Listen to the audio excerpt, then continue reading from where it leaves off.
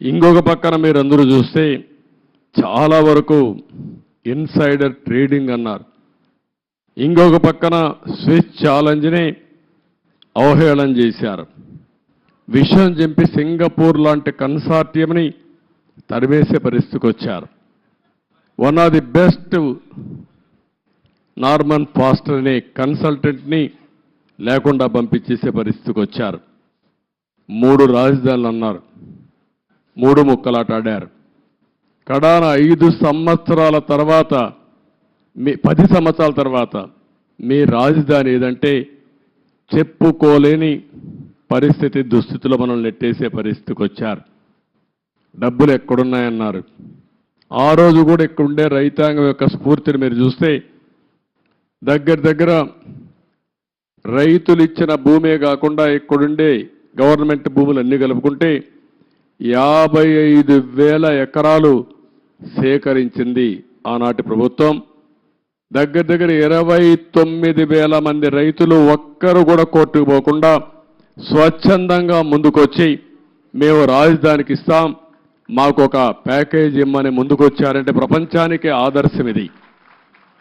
ఒక ల్యాండ్ కొనాలంటే, లేకుంటే ఒక చిన్న ఇరిగేషన్ ప్రాజెక్ట్ కట్టాలన్నా, లేకుంటే ఒక మంచి పనికి ఒక దేవాలయం కట్టాలన్నా భూమి ఇవ్వని ఈ రోజుల్లో ఇక్కడుండే రైతాంగం ముందుకొచ్చి స్వచ్ఛందంగా భూమి ఇస్తే దానికి ఎన్ని అపవాదులు వేయాలని అపవాదులు వేశారు. ఇక్కడుండే రైతాంగాన్ని ఎన్ని ఇబ్బందులు పెట్టాలని ఇబ్బందులు పెట్టారు. ఇంకొక పక్కన ఇక్కడుండే కామన్ ఇన్ఫ్రాస్ట్రక్చర్కి అంతటికి ఉపయోగించుకుని రోడ్లు కానీ గవర్నమెంట్ బిల్డింగ్లు కానీ పబ్లిక్ పర్పసెస్ కానీ అన్నిటికీ ఉపయోగించుకున్న తర్వాత కొంత భూమి మిగులుతుంది. దాన్ని అమ్మితే ఇక్కడ రాజధాని కట్టుకునే అవకాశం వస్తుంది. దానికి కూడా ఎన్ని చేయాలని చేసే పరిస్థితికి వచ్చారు. నేను మొట్టమొదటి నుంచి కూడా చెప్పాను, సెల్ఫ్ ఫైనాన్సింగ్ ప్రాజెక్ట్ అని. ఇక్కడ వచ్చే ఆదాయమే ఈ అమరావతి నిర్మాణానికి సరిపోతుంది.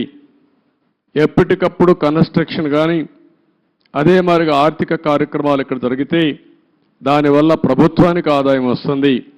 ఆ ఆదాయంతో సంక్షేమ కార్యక్రమాలు పెద్ద ఎత్తున చేసుకునే వెసులుబాటు వస్తుందని కూడా చెప్పాం. ఏది చెప్పినా ఒక దురుద్దేశంతో పెట్టుకుని ఈ రాజధానిని పూర్తిగా నిర్వీర్యం చేశారు, అపహాస్యం చేశారు, విధ్వంసం చేశారని చెప్పి కూడా నేను మీకు తెలియజేస్తున్నా. ఇది ఈరోజు నేను చూసిన బ్రాడ్గా ఉండే విషయాలు. మీడియా మొత్తం బిల్డింగ్స్ అన్ని చూశారు, బూజు పట్టిపోయినాయి, కొన్ని డోర్స్ అన్ని పోయినాయి, కొన్ని అయితే ఎరగొట్టారు, విధ్వంసం చేశారు. ఎన్ని యాంటీ సోషల్ ఎలిమెంట్స్ చేయాలనో అన్ని కార్యక్రమాలు. ఒక రైతులు ఎంత కాపాడాలనుకున్నా పోలీసులు ఏకపక్షంగా వీళ్ళ మీదనే కేసులు పెట్టారు. కాంట్రాక్టర్ల మెటీరియల్ ఇక్కడ పెడితే ఆ మెటీరియల్ దోచుకొని పోయే పరిస్థితికి వచ్చారు. అడిగితే వాళ్ళను కూడా కొట్టే పరిస్థితికి వచ్చారు. చాలా దారుణం, చాలా దౌర్జన్యం. ఏది ఏమైనా మళ్ళీ నేను ఇప్పుడే ఒక మాట చెప్పాను. ఒక పక్కన ప్రజలతో చర్చిస్తూనే ఎంత నష్టం జరిగింది రాష్ట్రానికి ఆ విషయాలు చెప్తూనే మొత్తం ఇక్కడ చూస్తే బ్రహ్మాండమైన బిల్డింగ్స్తో ఎక్కడికో వెళ్ళవలసిన ఈ రాజధాని ఈ తుమ్మంతా పెరిగిపోయి ఎక్కడికక్కడ బిల్డింగ్ లేసిన ఫౌండేషన్ కానీ కొంత కన్స్ట్రక్షన్ కానీ కమ్మేసే పరిస్థితికి వచ్చింది. ముందు ఒక మాట చెప్పాను, ఒక టెండర్ పిలిచి రాజధాని మొత్తం ఈ తుమ్మ చెట్లన్నీ తీయండి, కనీసం ఒక క్లారిటీ వస్తుంది, ఒక విజిబిలిటీ వస్తుంది. అంత లోపల మనం అంతా కూడా ప్రజలతో చర్చించిన తర్వాత ఏం చేయాలో అవి కూడా ఆలోచిస్తాం. ఒక దుర్మార్గమైన వ్యక్తి చేసే విధ్వంసానికి అమరావతి బలైపోయింది. రాష్ట్రానికి తీవ్రమైన నష్టం జరిగింది. ఆ విషయమే ప్రజలకు చెప్తూ మీరందరూ కూడా ఒక్కొక్కసారి రాగద్వేషాలకు అతీతంగా ఇప్పటికి కూడా 11 సీట్లే వీళ్ళు గెలిచారు. కొంతమంది ఓట్లు వేశారు. ఓట్లు వేసిన వ్యక్తులు కూడా మీరు ఒక్కసారి ఆలోచించుకోండి. ఇలాంటి వ్యక్తికి ఓటేయడం భావ్యమా? అలాంటి వ్యక్తులు రాజకీయాలకు అర్హులా? ఇలాంటి వాళ్ళని మనం సహకరిస్తామా? ఒకవేళ ఇలాంటి వ్యక్తులు కానీ రాష్ట్రంలో కానీ రాజకీయాల్లో ఉంటే భవిష్యత్తు ఏమవుతుంది అనే విషయం కూడా ప్రజలందరూ అర్థం చేసుకోవాల్సిన అవసరం ఉంది. ఇది మనందరి భవిష్యత్తు, మన పిల్లల భవిష్యత్తు.